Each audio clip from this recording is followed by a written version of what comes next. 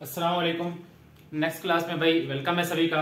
और इस क्लास में अपना टॉपिक रहेगा सॉलिड स्टेट। ठीक है, सॉलिड स्टेट हम स्टार्ट करेंगे। लिक्विड स्टेट पिछले क्लास में एंड हो चुका, बल्कि लिक्विड क्रिस्टल का टॉपिक था वो हमने पढ़ा। वो लिक्विड स्टेट जो थी वो तो उससे पिछले क्लास में ही खत्म हो चुकी थी। तो आज से स्टार्ट करेंगे सॉलिड स्टेट। ठीक है, टाइप्स ऑफ सॉलिड्स के बारे में जाना जाए, क्योंकि सॉलिड्स के बारे में तुम पहले से बहुत कुछ जानते होगे। क्योंकि जब गैसियस स्टेट स्टार्ट कर रहे थे तो properties of gases, properties of liquids and properties of solids के आर्टिकल तुम्हें पढ़ाए थे। तो वहां से सॉलिड्स के बारे में हाउ नाउ होगी। अगर नहीं भी पढ़े ना यार तो फिर भी सॉलिड्स के बारे में सभी को पता होता है। देखो ये मार्कर है, ये कैसा है, that is solid. Like liquid, ये देखो दैट इज पेट्रोल, ये लिक्विड है। और गैसियस स्टेट इर्द गिर्द देख सकते हो, हवा है। ठीक है, तो बस इतनी सी बात है। खैर इतनी कोई सीधी बातें भी नहीं है। तो सॉलिड आप जानते हो, सॉलिड वो सब्सटेंसेस हैं जिनमें पार्टिकल्स की जो है अरेंजमेंट होती है। ठीक है, एक फिक्स्ड पैकिंग होती है, डेफिनाइट शेप होती है और एक डेफिनाइट या फिक्स्ड वॉल्यूम होता है। ठीक है, तो सॉलिड्स जो हैं ये मैटर की वो फिजिकल स्टेट है, दैट फिजिकल स्टेट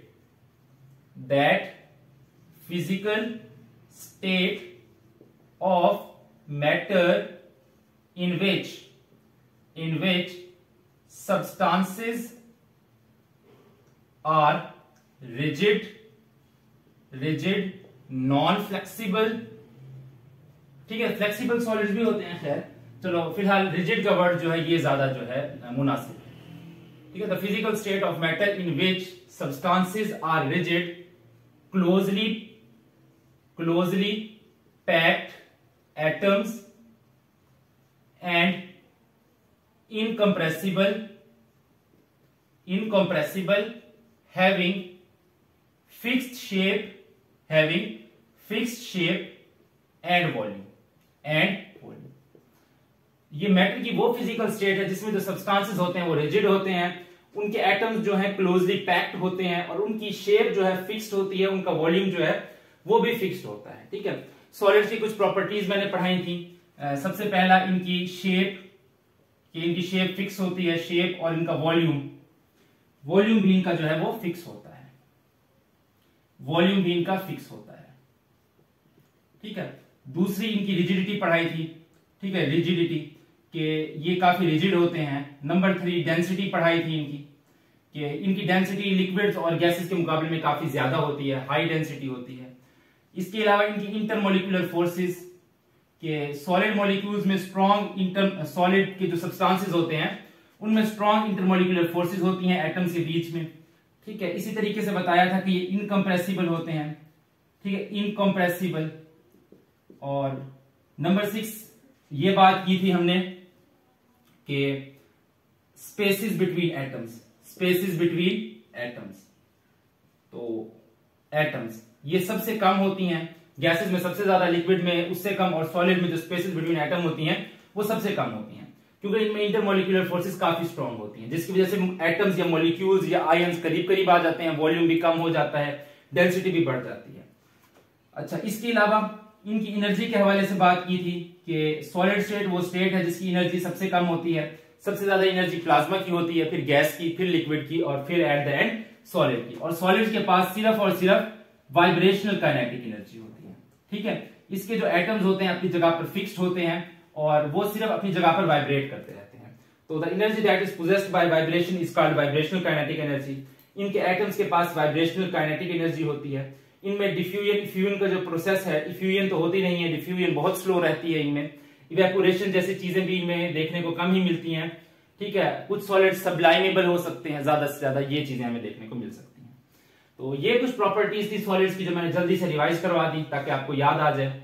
अच्छा, सॉलिड्स जो हैं इनमें बताया कि मॉलिक्यूल्स जो है रेगुलरली अरेंज होते हैं। ठीक है, मॉलिक्यूल्स की एक अरेंजमेंट होती है, arrangement of molecules, arrangement of particles लिख लो। पार्टिकल्स में मॉलिक्यूल्स भी आ जाएंगे, एटम्स भी आ जाएंगे, आयंस भी आ जाएंगे। तो एटम्स, आयंस या मॉलिक्यूल्स की एक रेगुलर अरेंजमेंट रहती है सॉलिड स्टेट में, जो कि लिक्विड और गैसियस स्टेट में नहीं रहती। ठीक है, ये चीज जो है सॉलिड स्टेट को लिक्विड और गैसियस स्टेट से अलग करती है।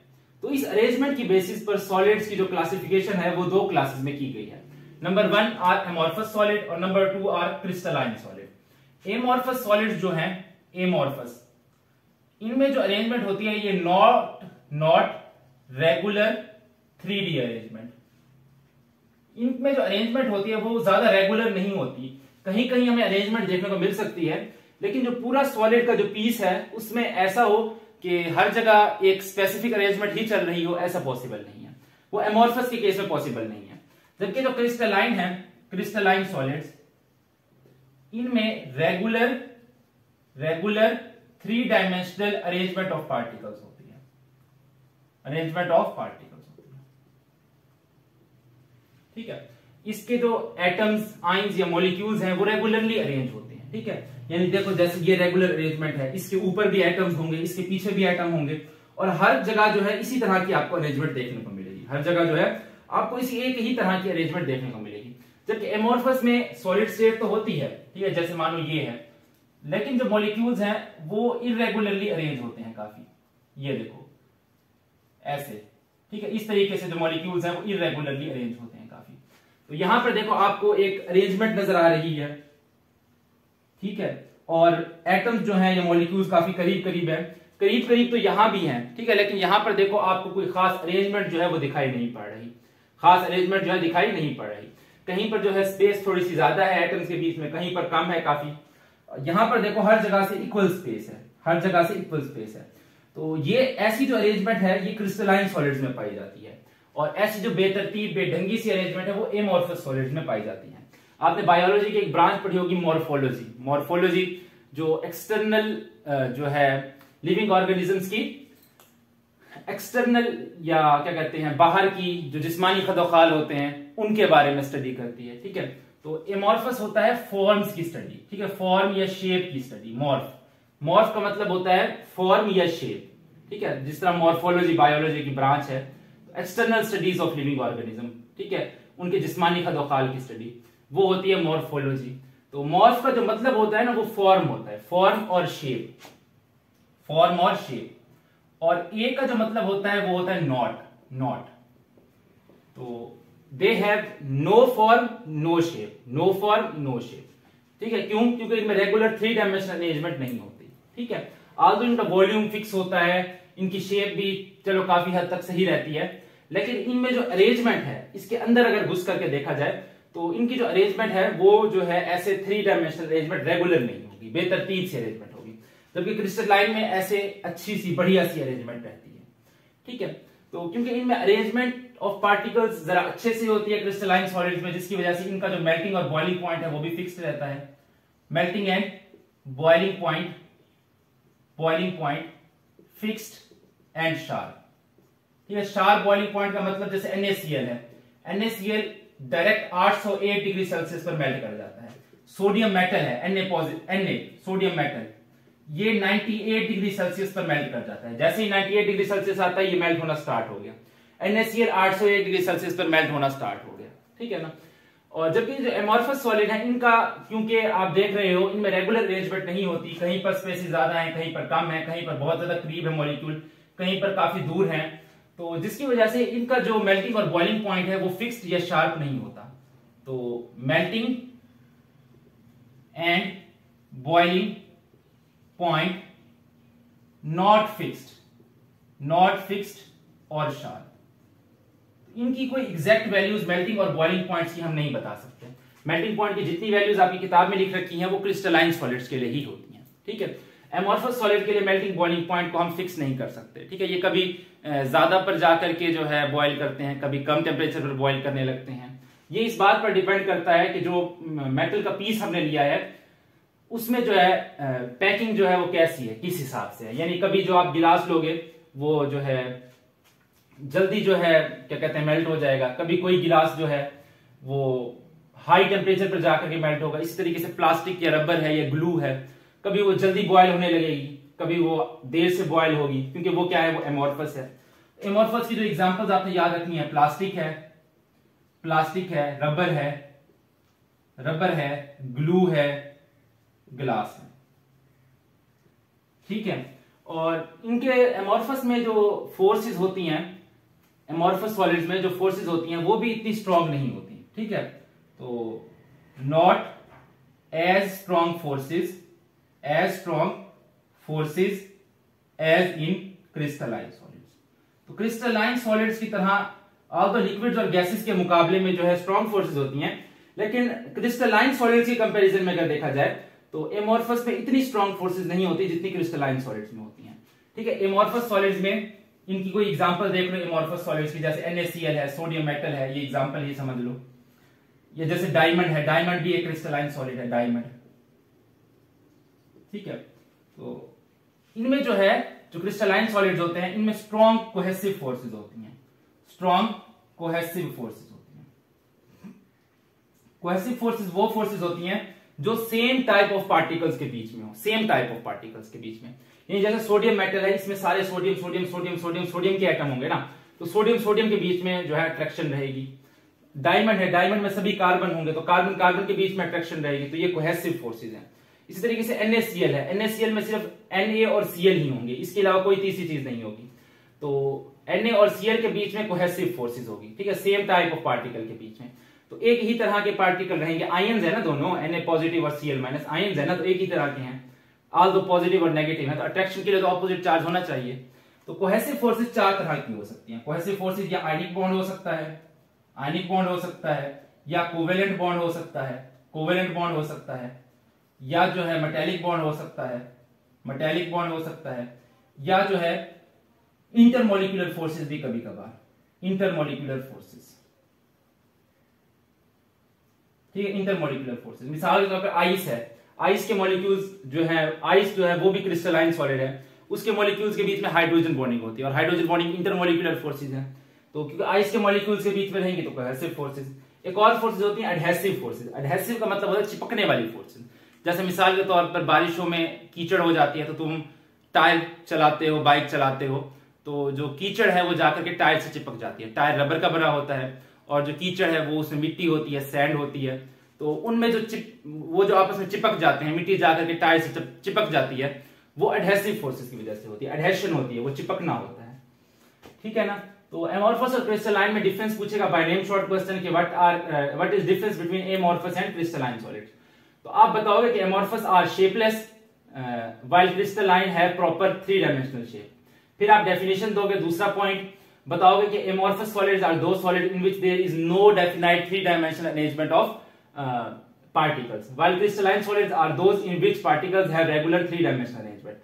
फिर तीसरी बात करोगे कि amorphous do not have sharp and fixed melting boiling point, while crystalline solid have sharp and fixed melting boiling point. ये 3 डिफरेंस। चौथा डिफरेंस एग्जांपल्स दे दोगे। पांचवा डिफरेंस बता दोगे कि amorphous में जो है ऐसी स्ट्रॉन्ग फोर्सेज नहीं होती जैसे क्रिस्टलाइन में होती हैं, जबकि क्रिस्टलाइन सॉलिड्स में जो है स्ट्रॉन्ग कोहेसिव फोर्सेज होती हैं, जैसे ionic bond, covalent bond, metallic bond, intermolecular forces. तो ये बता दोगे। ये 4 डिफरेंस हो गए। पांचवा डिफरेंस ये होगा कि आप बताओगे कि क्योंकि मेल्टिंग और बॉइलिंग पॉइंट एमोर्फस सॉलिड्स का फिक्स नहीं होता, कभी ये कम टेम्परेचर पर मेल्ट बॉइल कर जाती हैं तो कभी हाई टेम्परेचर पर, तो जिसकी वजह से इनकी हीट ऑफ वेपराइजेशन की जो वैल्यूज है, ये हीट ऑफ फ्यूजन की जो वैल्यूज हैं वो भी फिक्स नहीं होती। तो amorphous solids do not have fixed heat of vaporisation या फिक्स्ड हीट ऑफ फ्यूजन। तो ये पांचवा डिफरेंस बन जाएगा आपका। तो आप जानते हो हीट ऑफ फ्यूजन क्या है कि मेल्टिंग पॉइंट पर जब एक सॉलिड मेल्ट होता है तो 1 मोल सॉलिड कंप्लीटली लिक्विड में कन्वर्ट होने के लिए जितनी हीट लेता है 1 एटमॉस्फेयर प्रेशर पर, वो उसकी हीट ऑफ फ्यूजन। और बॉइलिंग पॉइंट पर खुद को कंप्लीटली वेपर्स में कन्वर्ट करने के लिए 1 मोल लिक्विड जितनी हीट एब्जॉर्ब करता है वो उसकी हीट ऑफ वेपराइजेशन। वाटर की केस में कितनी होती है heat of vaporisation? 40.6। Important MCQ है, बार बार आता है। Heat of vaporisation of water is 40.6। और वाटर की हीट ऑफ फ्यूजन 6.02 लिखवाई थी मैंने, और आयोडीन 7.428 याद है किलो जाउल पर मोल लिखवाई थी, ठीक है ना। तो 5 डिफरेंस ये हो जाएंगे। अच्छा, ये जो क्रिस्टलाइन सॉलिड्स हैं इनमें कहीं कहीं जो है रेगुलर अरेंजमेंट देखने को मिल सकती है, सॉरी एमोर्फस में कहीं कहीं रेगुलर अरेंजमेंट देखने को मिल सकती है। तो क्रिस्टलाइन में तो हर जगह रेगुलर अरेंजमेंट रहती है ना। मानो ये कोई एमोर्फस सॉलिड है, अभी तक हमने कितने डिफरेंस कर लिए? 5 डिफरेंस।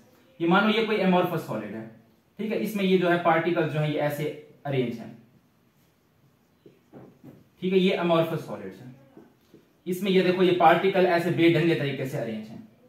तो हर जगह जो है ऐसे बेढंगापन नहीं चल रहा होता, कहीं कहीं अगर हम गौर से देखें तो हमें रेगुलर अरेंजमेंट भी देखने को मिल जाती है। ठीक है, मिसाल के तौर पर यहां पर भी हमको देखने को मिल ही जाएगी, अगर गौर से देखें।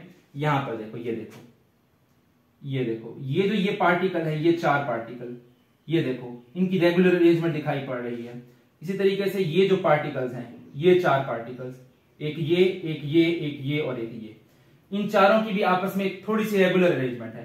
तो देखो short degree of order present है एमोर्फस सॉलिड में, कहीं कहीं ऐसे short degree of order present हो सकता है। ठीक है ना, जैसे मिसाल के तौर पर क्लास में सब जो है बेढंगे तरीके से खड़े हैं, तो कोई ना कोई तो ऐसे 4-5 लोग होंगे जो अक्लमंद होंगे, थोड़ा तरतीब से ठहरे होंगे। तो इसी तरीके से एमोर्फस सॉलिड में भी होता है, सब ऐसे बेढंगे तरीकों से नहीं पड़े हुए होते, ज्यादातर बेढंगे तरीके से पड़े होते हैं, लेकिन कहीं कहीं शॉर्ट डिग्री ऑफ अरेंजमेंट भी हमें देखने को मिल सकता है, जैसे क्रिस्टलाइन सॉलिड्स में होता है। तो the portion of the amorphous solids having definite arrangement, या यूं डिफाइन कर लो, the part of the amorphous solids having the arrangement having a particular arrangement are called crystallites. इनको बोलते हैं क्रिस्टलाइट्स। क्या बोलते हैं? क्रिस्टलाइट्स। क्रिस्टलाइट्स, ठीक है, क्रिस्टल का छोटा भाई क्रिस्टलाइट, जिस तरह फेसबुक होता है और फेसबुक लाइट होती है, तो क्रिस्टलाइट्स, ठीक है, यूं बोल लो। और ये जो है एमोर्फस सॉलिड जो है, ये जो है होते ही में प्रॉपर अरेंजमेंट रहती है। ठीक है ना, तो ये डिफरेंस कर सकते हो कि एमोर्फस सॉलिड में कहीं कहीं जो है डिग्री ऑफ ऑर्डर देखने को मिल सकता है, ज्यादातर जो है वो इरेगुलर तरीके से पड़े होते हैं, जबकि क्रिस्टलाइन में थ्रू आउट जो है एक ऑर्डर्ड अरेंजमेंट चल रही होती है। ठीक है, उसमें कहीं भी आपको बेतरतीबी देखने को नहीं मिलेगी। तो ये 6 डिफरेंस आप कर सकते हो। क्लियर? अच्छा जी, अब हमें बात करनी है कि अगर हम किसी क्रिस्टलाइन सॉलिड को एमोर्फस सॉलिड में कन्वर्ट करना चाहें तो कैसे कर सकते हैं। ये शॉर्ट क्वेश्चन भी आता है कि how a crystalline solid can be converted into amorphous solid, how a crystalline solid is converted into amorphous solid. तो इसका तरीका यह है कि सबसे पहले जो है आप कोई क्रिस्टलाइन सॉलिड लेकर के इसे हीट कर लो। ठीक है, हीट करने पर क्या होगा, ये मेल्ट हो जाएगा, मेल्ट हो जाएगा, ऐसे मॉलिक्यूल थोड़ा दूर दूर हो जाएंगे, यानी लिक्विड स्टेट में चले जाएंगे। ये मानो ये लिक्विड स्टेट आ गई, तो अब आप क्या करो, इनको जल्दी से ठंडा करो, इसका टेम्परेचर जो है वो जल्दी से जो है कम कर दो। जैसे मिसाल के तौर पर क्लास में टीचर ना हो तो बच्चे जो है इधर उधर ठहरे हुए होते हैं, कोई किसी से बात कर रहा होता है, कोई किसी के पास गया ठहरा होता है। तो जैसे ही अचानक से टीचर क्लास में एंटर होता है तो होता क्या है, बच्चे जल्दी जल्दी बैठने की कोशिश करते हैं।